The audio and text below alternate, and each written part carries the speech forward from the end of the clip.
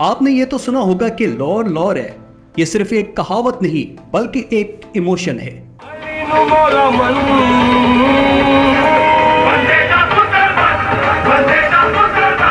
ये शहर अपनी जिंदा दिली, बेहतरीन खानों और अपनी रिच हिस्ट्री के लिए जाना जाता है। और पिछले कुछ अरसे में लाहौर ने अपनी एक और पहचान बनाई है। खूबसूरत सड़कें, अंडरपासेस के जाल और पाकिस्तान की पहली जदीद तरीन मेट्रो ट्रेन, यानी एक खूबसूरत एहसास जहन को जकड़ लेता है। और जब हम इसी मुल्क पाकिस्तान के सबसे बड़े शहर, इसके इकोनॉमिक इंजन यानी कराची की तरफ देखते हैं तो ये खुशगवार एहसास लम्हों में बदल जाता है।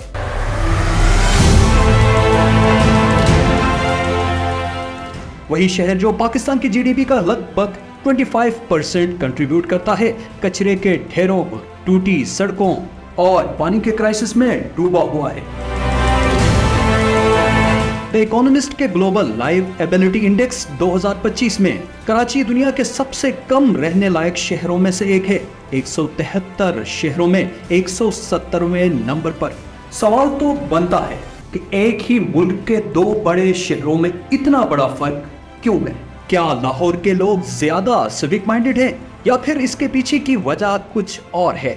क्या इसमें शहरियों का सबसे ज्यादा अमल दखल है या एक फेल सिस्टम का नतीजा? आज हम इन्हीं सवालों के जवाब ढूंढने की कोशिश करेंगे।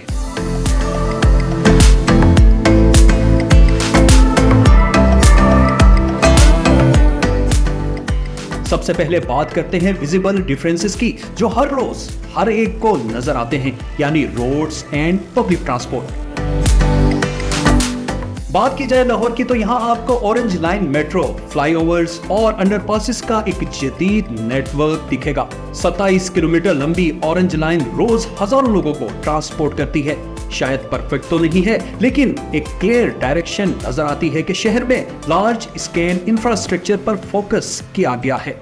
अगर यही नजर एक बार कराची पर डाली जाए तो यहाँ का ग्रीन लाइन बीआरटी प्रोजेक्ट, जो लाहौर मेट्रो से पहले शुरू हुआ था, सालों की डिले के बाद अब जाके आहिस्ता आहिस्ता चलने लगा है।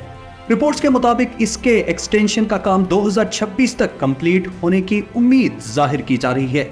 शहर की ज्यादातर सड़कें टूटी हुई हैं और ट्रैफिक का हाल तो हर वो शख्स जानता है जिसका वास्ता कभी न कभी इस शहर के साथ पड़ा हो।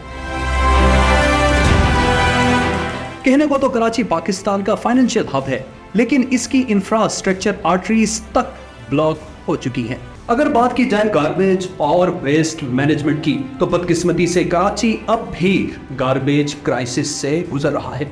एक अंदाजे के मुताबिक यहाँ रोजाना 16,000 टन से ज्यादा कचरा पैदा होता है, जिसको मैनेज करने की जिम्मेदारी Sindh solid waste management board की है। लेकिन शहर की सूरत हाल देखकर यह अंदाजा लगाने में देर नहीं लगती कि जिम्मेदार किस हद तक जिम्मेदारी निभाने में कामयाब हैं। जाम चक्रों जैसी लैंडफिल साइट्स कचरे के पहाड़ बन चुके हैं, जहां से जहरीले केमिकल्स जमीन और पानी में मिलने का खदशा भी जाहिर किया जा रहा है। अब जरा एक नजर लाहौर पर भी, क्योंकि यहाँ पर भी सिचुएशन परफेक्ट नहीं है।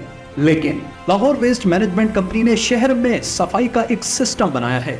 सुथरा पंजाब जैसे इनिशिएटिव्स बताते हैं कि सिर्फ लाहौर नहीं बल्कि पूरे पंजाब में सफाई को एक प्रायोरिटी समझा जा रहा है। मतलब फर्क तो है। अब जरा बात करते हैं वाटर एंड ड्रेनेज की, यानी पानी और निकासी आब के निजाम की। किसी भी शहर के इंफ्रास्ट्रक्चर का असली टेस्ट मानसून की बारिशों में होता है। कराची के नेचुरल ड्रेनेज चैनल्स यानी बरसाती नाले कचरे और इलीगल कंस्ट्रक्शन से तकरीबन बंद हो चुके हैं। नतीजा, थोड़ी सी बारिश में शहर पानी पानी हो जाता है। शाहराह फैसल जैसी बड़ी सड़कें भी समुंदर का मंजर पेश करने लगती हैं। और रही सही कसर, खुले मैन होल्स पूरा करते हैं, जिनका पेट कई इंसानी जाने निकलने के बाद भी नहीं भरता। ऐसा भी नहीं है कि लाहौर में अर्बन फ्लडिंग होती ही नहीं। यहाँ भी बारिशों के मौसम में नशेबी इलाके डूब जाते हैं। सूरत हाल उस कदर अबतर नहीं हो जाती जितनी कराची में। वासा सेंट्रलाइज्ड बॉडी होने की वजह से वाटर सप्लाई और ड्रेनेज दोनों देखती है, और यूनिफाइड कमांड होने से रिस्पांस निस्बतन बेहतर और जल्दी होता है, जिससे बिगड़ती सूरत हाल पर काबू पाने में मदद मिलती है। दूसरी तरफ कराची में वाटर सप्लाई और सीवरेज का काम KWC के पास है, लेकिन ड्रेन्स की सफाई KMC और DMC के बीच बैठी हुई है। नतीजा सिर्फ ब्लेम गेम।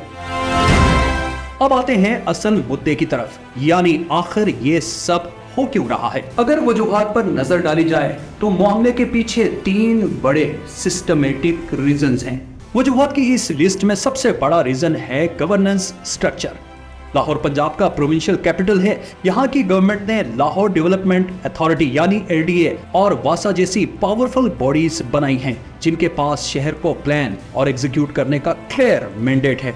ये एक टॉप डाउन सेंट्रलाइज मॉडल है। इसके अपने नुकसान हैं, लेकिन इससे बड़े प्रोजेक्ट तेजी से इंप्लीमेंट करने में मदद मिलती है।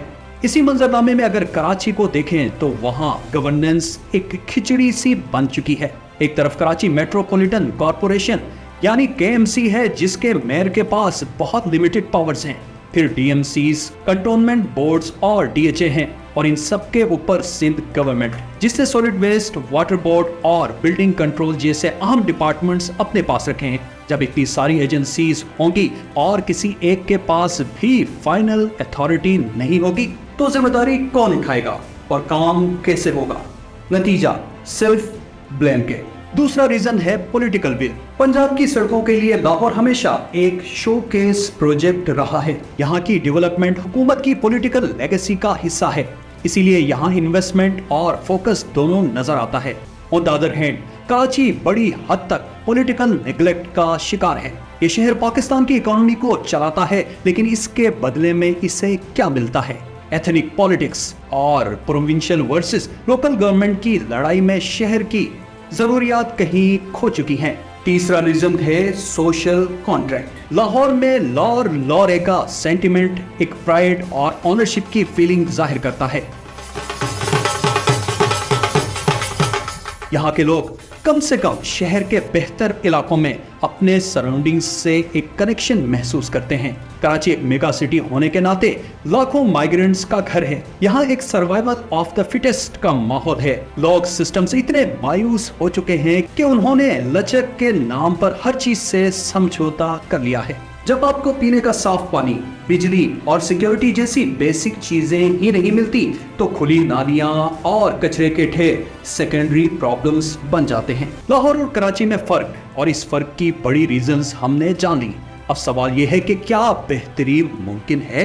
क्या कराची हमेशा ऐसा ही रहेगा? अगर नहीं तो हालात में बेहतरी कैसे लाई जा सकती है?